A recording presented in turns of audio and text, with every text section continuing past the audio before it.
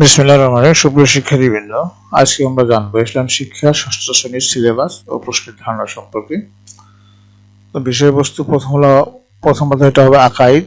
এখানে তাওহীদ, একের 2 কালেমা তাইয়্যিবা, একের 3 কালেমা শাহাদাত, একের 4 হলো ঈমান মুজমাল, একের 5 আল আসমাউল হুসনা, একের 6 রিসালাত, একের 7 হলো আখিরাত, একের 8 হলো আকাইদ ও নৈতিকতা। এরপরে দ্বিতীয় অধ্যায় ইবাদত। 2-1 ইবাদতের ধারণা তাৎপর্য, 2-2 নাজাসাত, 2-3 পবিত্রতা, 2-4 উযু, 2-5 হলো তায়াম্মুম, 2-6 গোসল, 2-7 হলো সালাত, 2-7-8 হলো সালাতের সময়সূচি, 2-9 হলো সালাত আদায়ের নিয়ম, 2-10 হলো সালাতের ফরজ, 2-11 হলো সিজদা, 2-12 হলো সেজদায়ে তেলাওয়াত, 2-13 হলো সালাতের নৈতিক শিক্ষা। তৃতীয় অধ্যায় কোরআন ও হাদিস শিক্ষা। 3-1 হলো আল কোরআনের পরিচয়, 3-2 হলো কোরআনের তেলাওয়াত, 3-3 হলো তাজবিদ, 3-4 হলো মাখরাজ, 3-5 হলো সূরা আল ফাতিহা, 3-6 হলো সূরা আন-নাস, 3-7 হলো সূরা আল ফালাক, 3-8 হলো সূরা আল হামজা, 3-9 হলো সূরা আল আসর, 3-10 হলো অর্থ সহ মুনাজাতের 3টি আয়াত, 3-11 হলো আল হাদিস, 3-12 হলো অর্থ সহ নৈতিক গুণাবলী বিষয়ক 2টি হাদিস, 3-13 হলো অর্থ সহ মুনাজাতমূলক 2টি হাদিস, 3-14 হলো নৈতিক ও মানবিক মূল্যবোধ প্রতিষ্ঠায় হাদিস। চতুর্থ অধ্যায় আখলাক।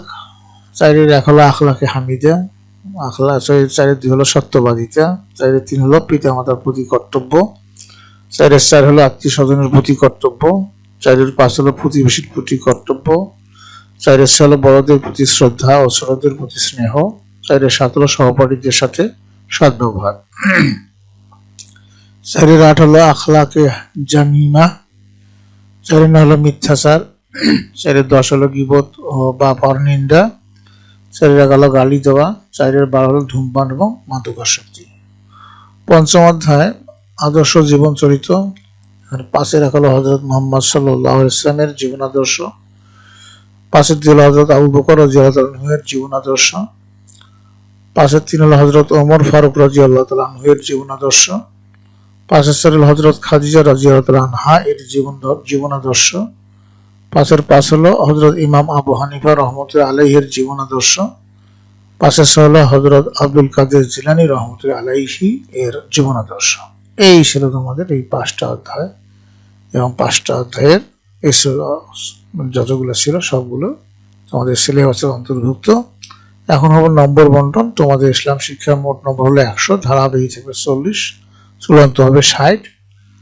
ধারাবাহিক যে 40 নম্বর আছে সেটার মধ্যে বর্ষমধ্য পরীক্ষা হবে তোমাদের 20 নম্বর, ক্লাস টেস্ট, কুইজ টেস্ট এবং ক্লাস ওয়ার্কের মধ্যে 8 নম্বর, অ্যাসাইনমেন্ট ও বাড়ির কাজের মধ্যে থাকবে 8 নম্বর, উপস্থিতির মধ্যে থাকবে 4 নম্বর। এই টোটাল হলো 20, আর এখানে 8, 8, 16 আসছে 20, 20, 20, 40। আর তোমাদের বার্ষিক পরীক্ষার যে প্রশ্নটা হবে সেটা কিরকম হবে? চূড়ান্ত মূল্যায়নের প্রশ্নের ধারা এবং মান বন্টন হবে। তোমাদের বিভাগ থাকবে ক, খ, গ, ঘ ও 5টা বিভাগ থাকবে। ক বিভাগে প্রত্যেক অধ্যায় থেকে কমপক্ষে 2টি করে প্রশ্ন সহ মোট 12টি প্রশ্ন থাকবে। সংক্ষিপ্ত 12টির মধ্যে তোমাদের উত্তর করতে হবে 10টি, 2 নম্বর করে থাকবে, 10 × 20 নম্বর। খ বিভাগ থাকবে প্রথম অধ্যায় আকাইদ থেকে সৃজনশীল থাকবে 3টি, তার মধ্যে 2টি উত্তর করতে হবে, এখানে 5 নম্বর করে থাকবে, 10 নম্বর। তারপরে গ বিভাগ থাকবে তোমাদের দ্বিতীয় অধ্যায় ইবাদত সৃজনশীল, এখানে থাকবে 3টি, এখান থেকে তোমাকে 2টি উত্তর করতে হবে, 5 নম্বর করে, 10 নম্বর। ঘ বিভাগ, এখানে তৃতীয় অধ্যায় কোরআন ও হাদিস শিক্ষা, এখান থেকে সৃজনশীল থাকবে 3টি, উত্তর করতে হবে তোমাদেরকে 2টি, এখানে 5 নম্বর করে, 10 নম্বর।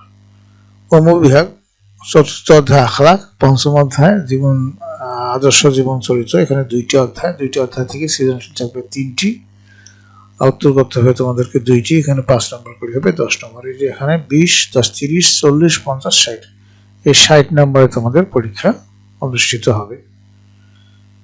আর প্রশ্নের মধ্যে তোমাদের এখানে প্রত্যেকটা প্রশ্নে এক একটা করে সৃজনশীলের মধ্যে 4টা প্রশ্ন, ক, খ, গ, ঘ। ক নম্বরে থাকবে তোমার জ্ঞানমূলক, এটা থাকবে হাফ নাম্বার, আর খ নম্বরে থাকবে 1 নম্বর, গতে থাকবে 1.5 নম্বর, আর ঘতে থাকবে 2 নম্বর, মোট হবে 5 নম্বর। এই ছিল তোমাদের সিলেবাস এবং প্রশ্নের ধারণা। তোমরা এভাবে পড়লে ভালো রেজাল্ট করতে পারবে। তোমাদের সার্বিক মঙ্গল কামনা করে শিক্ষণীয় বিদ্যা নিশ্চয়ই খোদা হাফেজ।